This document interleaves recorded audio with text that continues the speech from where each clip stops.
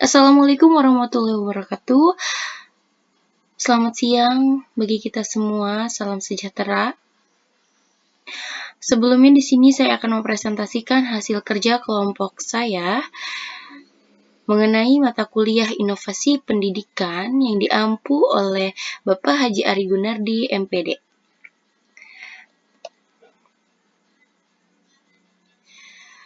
Di sini saya akan menjelaskan mengenai kebijakan kurikulum tingkat satuan pendidikan. Saya dari kelompok 7, rekan-rekan saya ada juga yaitu Desri Firdayanti dan Endang Maulana. Di sini saya akan menjelaskan mengenai pengertian kurikulum, komponen kurikulum, dan landasan legal KTSP. Nah, apa itu kurikulum? Ya, secara etimologi, kurikulum berasal dari bahasa Yunani, yaitu kurir yang artinya pelari dan kurire yang berarti jarak yang harus ditempuh oleh pelari. Berdasarkan pengertian ini dalam konteks dunia pendidikan, itu memberikan pengertian sebagai circle of instruction, yang berarti suatu lingkaran pengajaran di mana guru dan murid terlibat di dalamnya.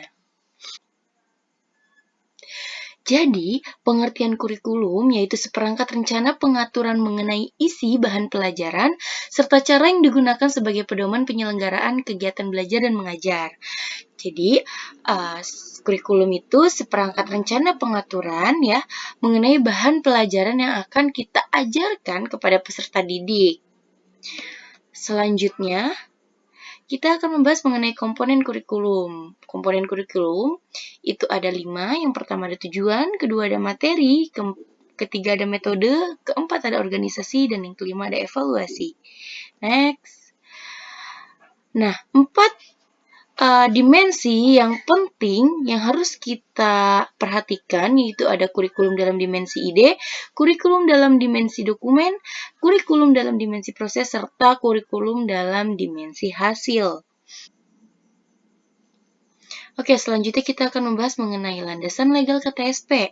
Menurut Undang-Undang Nomor 20 Tahun 2003 tentang Sistem Pendidikan Nasional diresmikan, maka kebijakan pendidikan di Indonesia mengalami perubahan mendasar.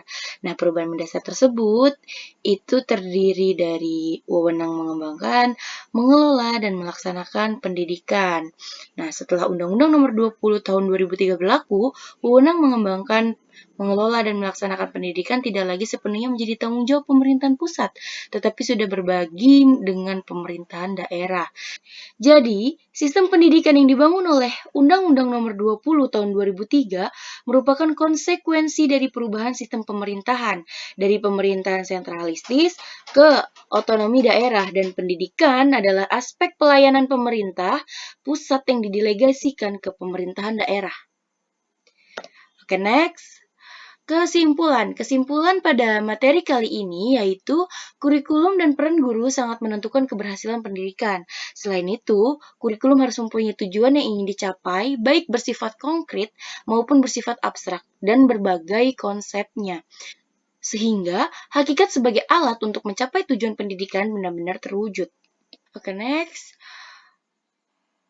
Setelah memaparkan isi materi, akhirnya kita sudah berada di penghujung penjelasan. Saya Siti Masufa Alawiyah pamit undur diri, kurang lebihnya mohon maaf.